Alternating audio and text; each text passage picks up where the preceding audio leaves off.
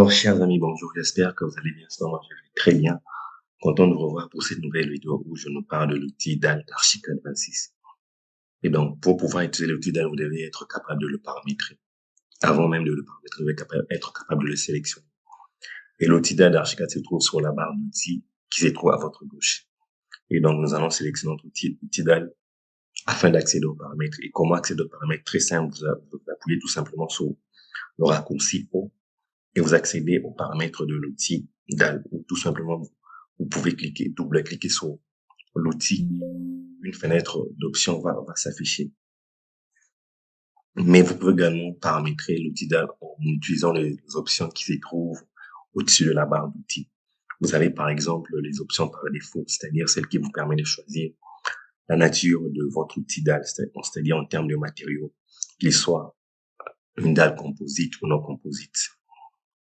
C'est-à-dire, vous avez par exemple de décider que votre outil, ait une structure en dalle, en bois, plus chape et parquet, ou carrément en béton.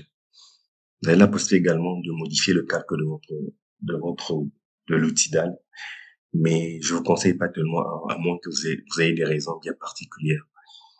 Nous passons cette fois-ci à la troisième catégorie d'options. Je pense que c'est là que ça devient plus intéressant. Il s'agit des options de géométrie. Vous avez la première option de géométrie, celle qui vous permet de tracer une dalle des formes libres. C'est-à-dire une dalle qui ne soit ni circulaire ni rectangulaire, mais des formes libres.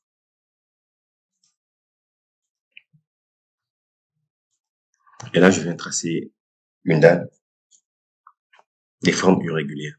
Je peux le visualiser sur la 3D. Je reviens sur le plan.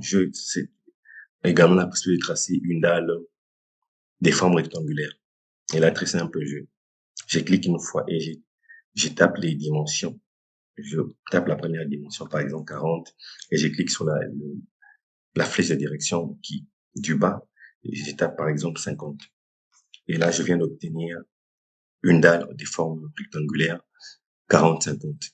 La troisième option de géométrie, c'est celle qui me permet toujours de tracer une dalle de forme rectangulaire, mais cette fois-ci inclinée. Là, j'ai la possibilité d'incliner ma dalle.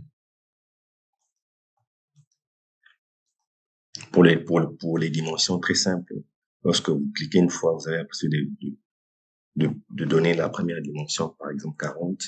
Vous cliquez sur la flèche du bas, et là, vous donnez l'angle du rectangle, par exemple 35. Lorsque vous cliquez, et là, vous avez l'angle et la première dimension. Vous avez cette fois-ci la possibilité encore de taper la deuxième dimension du rectangle, par exemple 45.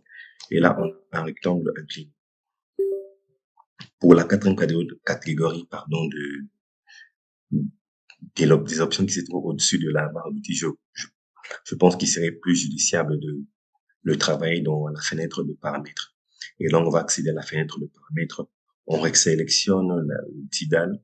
On clique sur le raccourci O et on accède à la fenêtre de paramètres. Sur cette fenêtre des options des paramètres, vous avez vraiment la possibilité de modifier la géométrie et la position du mur. C'est-à-dire, son décalage d'implantation. Par exemple, vous pouvez décider que votre dalle soit implantée à 5 mètres, 3 mètres de l'étage d'implantation. Et pour le cas échéant, on va laisser 0,0 ou carrément, mettons 1 mètre.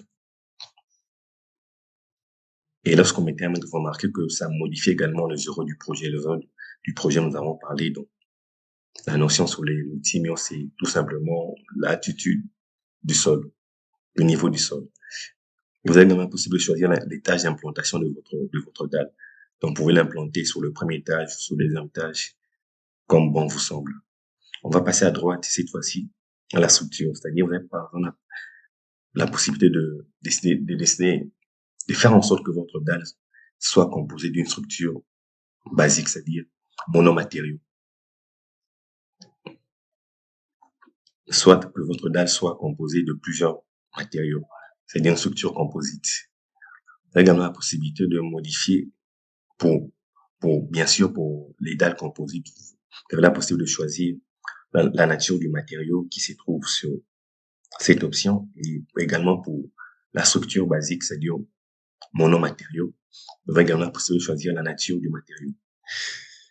Mais je vous conseille très souvent de travailler avec la structure basique. Pourquoi? Parce que lorsque vous travaillez avec la structure composite, eh bien, vous n'avez pas tellement la possibilité de modifier l'épaisseur.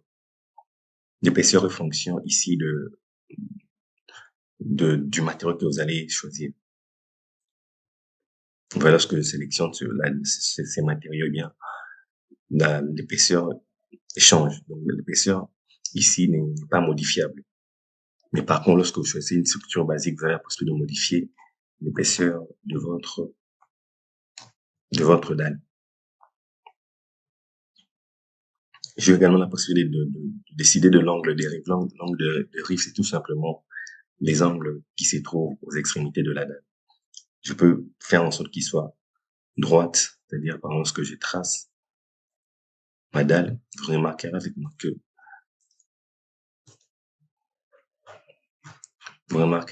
que la dalle,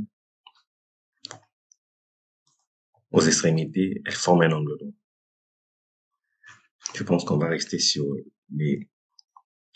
volume, c'est plus judiciable. Donc, on va modifier l'angle de rive cette fois-ci. On va avoir un angle de rive, par exemple, de 35 degrés. Et vous remarquez avec moi que, eh bien, je viens de modifier l'angle de rive de ma dalle. Je vais revenir sur le plan. Yes. Je reviens sur les options des paramètres. Vous avez également la possibilité de choisir le plan de référence de votre dalle.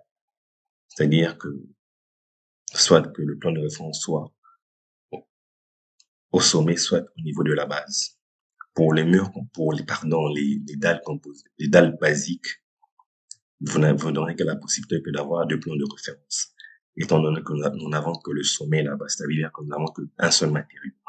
Mais par contre, pour les dalles composites, vous avez la possibilité d'avoir 4 plans de référence. Ça veut dire, c'est en fonction des matériaux. Vous avez la possibilité de faire en sorte que le plan de référence se trouve soit au sommet, soit au centre, encore, soit au niveau de la base. Donc, c'est un peu ça.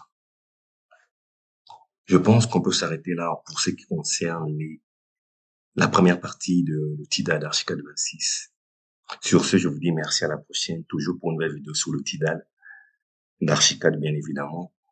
Cette fois-ci, je nous parlerai des options de plan de coupe et des options de surface. Donc, je vous dis merci et à la prochaine.